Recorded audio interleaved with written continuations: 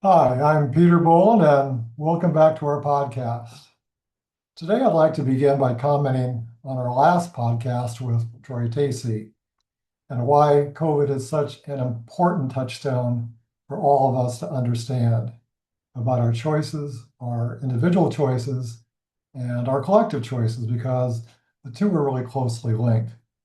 There's a through line to creating more health because no one is safe unless everyone is safe. And it's odd, even unsettling, that we've never really had a national conversation about what we learned from COVID, the good and the bad. And it's puzzling. It's even reckless in terms of public policy. It's irresponsible. So the situation has major repercussions going forward as a society and as a culture. In short, it will largely determine our prosperity. And that's why I asked Troy if we're doomed to repeat the sins of our past, if we don't learn from what went wrong with COVID and what went right. Both are very, very different and very important. We need both. COVID-19 really called forth the best in our healthcare system and our society. The heroic efforts of countless nurses and doctors and allied workers and thousands of frontline essential service workers being exposed to the deadly virus in order to keep us and the economy running. Both groups put their lives in danger so that we could be safe and that we could keep making ends meet throughout the whole havoc of the pandemic years. And I don't know if we ever thank them, really thank them. I haven't seen any monuments or a special day of commemorating their bravery and their selflessness. And I think they deserve a lot more recognition than we bothered to give them. And that speaks to our avoidance of all things pandemic, like an acute allergy. And hundreds of thousands of nurses and doctors faithfully showed up every day, working through impossible conditions and acute shortage of supplies. And then to our surprise, they opted out of the whole medical profession altogether. We attribute that to burnout, which is wholly understandable. But the deeper reality is they were sick and tired of dealing with the continual frustration of a broken system that compromised care and undermined professional integrity day in and day out. Now, that was a huge wake-up call that we should have paid more attention to, and we didn't. And that's on us. But for most of society, COVID-19 has been in the rearview mirror, certainly since 2023. But COVID didn't just vanish. It's been hanging around. Hundreds of thousands are still suffering from long COVID, but it no longer makes the headlines. So now we're in the endemic stage, and these flare-ups will continue unabated. So the main takeaway is that our healthcare system failed to meet the moment when we needed it most. And if it hadn't been for the massive rollout of vaccines through Operation Warp Speed, the entire apparatus of the healthcare system could have imploded. Now, such an implosion could result in massive destruction of the entire medical and public health infrastructure of our country. And as thinkable as that is, we were close to a full-scale meltdown. We dodged the bullet, but we weren't willing or able to deal with the reality that our vaunted medical care apparatus, the sickness care system, I want to distinguish between the sickness care system and health generation. But the sickness care system failed when we needed it most. We simply couldn't summon the courage to face the reality of what we could have done better. And even now, because it means coming to terms with the failure of our sickness care system. And we continue to delay undertaking both systemic and structural change for the common good. Now, there is more than enough to blame to go around, and few of us come to this discussion with entirely clean hands. But it's too facile to just conclude that the vested financial interest of the healthcare industry is the sole or even the main culprit. The bigger challenge is that society itself has been unwilling to deal with the reality of what's at stake. Society and government and the industry has been unwilling to face the reality that we're aging, that we're unwell as a society, and a tsunami of chronic conditions is going to overwhelm the financial capacity of the current system to respond. More importantly, this will also undermine the prosperity of the next generation, not just our current generation. So I want to make a point here that short-term revenue maximization, which is the underlying ideology of the current sickness care business model, will simply perpetuate more and more sickness rather than generate more health. That's what the sickness care system does. Creating more health is not what it's designed to do. And that requires a different business model. Said another way, we've mortgaged our future well-being to an unsustainable set of assumptions and beliefs. It's called denial. And not only pandemic denial, but even deeper denial based on assumptions and misplaced beliefs in the viability of the current sickness system. We're still kind of whistling in the dark while walking by the graveyard. We hope to escape whatever comes next. And our individual risk calculus is somewhere stuck on between low to very low. And usually it's not even a conscious thought. So this see no evil, hear no evil attitude sets us up for another massive failure when the next COVID level viral outbreak hits. Most of us are comforted by the belief that it won't happen for a long, long time. Well, that's certainly what we believed well into late 2019.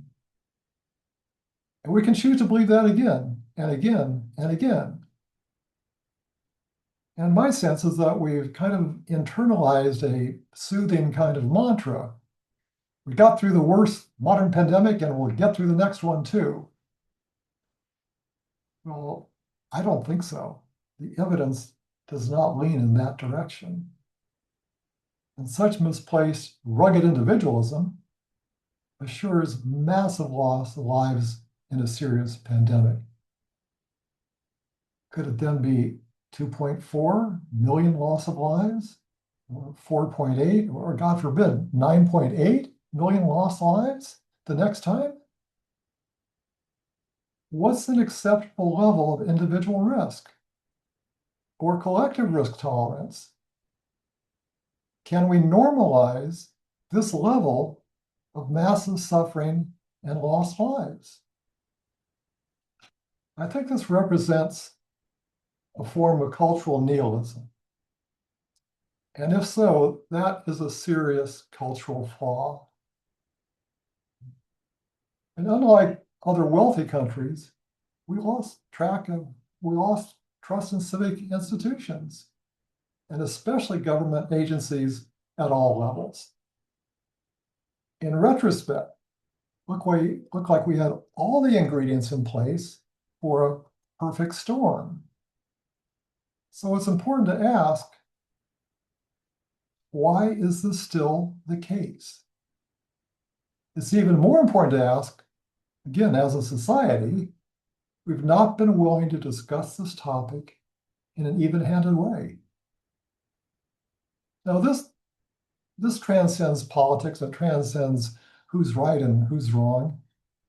Our divisiveness has increased since COVID. And I have to ask, can the breach be healed? because we're sicker now than 5 years ago.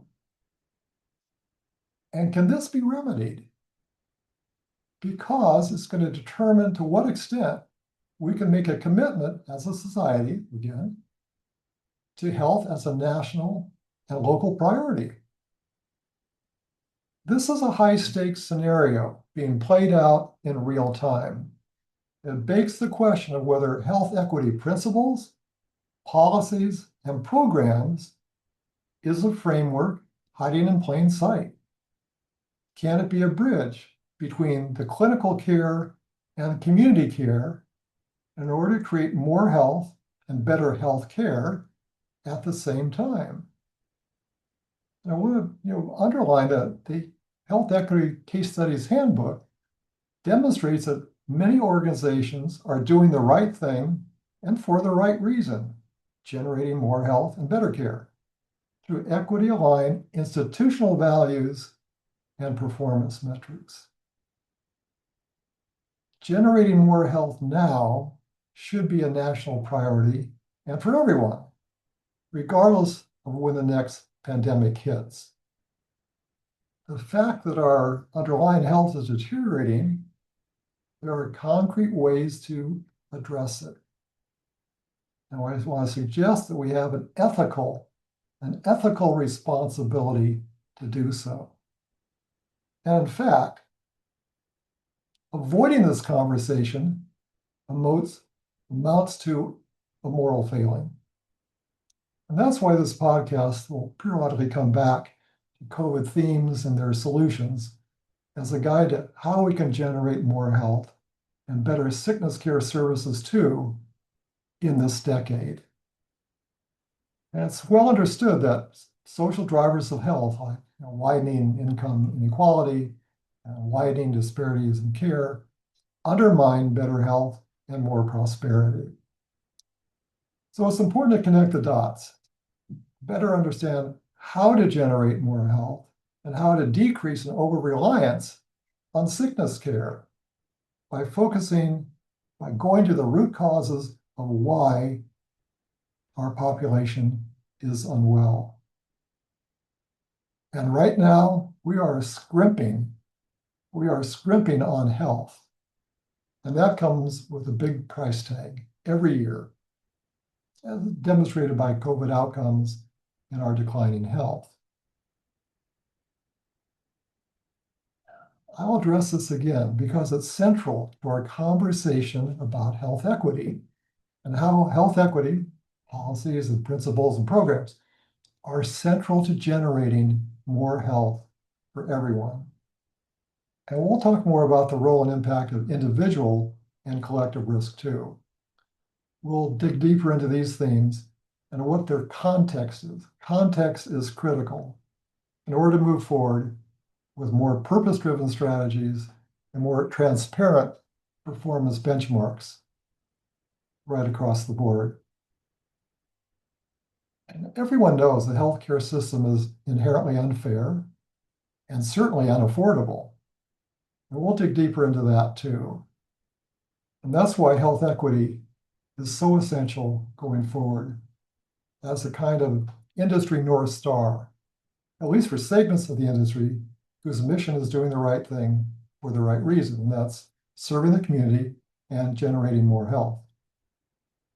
Equity models are based on economic issues as well, particularly the enormous cost of health inequity, which costs hundreds of billions of dollars a year in lost productivity. Everybody loses on that metric. And community health is at the core of generating more health and how to keep individuals and families healthy. Core values include transparency, fairness, collaboration, and payment for improved outcomes, whether for clinical outcomes or community health service workers and their outcomes. The point is better health for everyone. And that means addressing disparities wherever they are, not for any one group, but for everyone. And all this takes, I believe, an ideological shift. And I also think it's doable. The Case Studies Handbook gives dozens of examples in depth examples of how delivery systems, health plans, and community organizations are already doing it.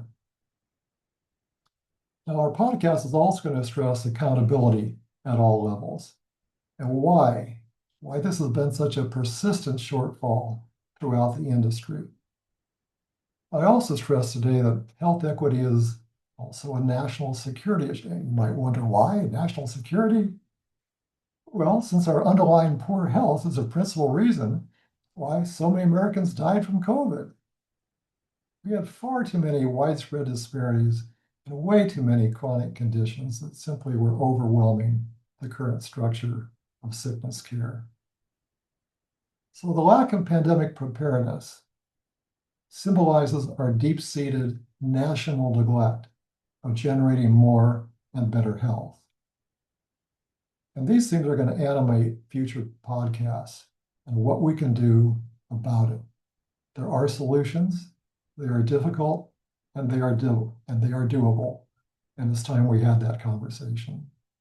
So thank you again for joining the podcast today.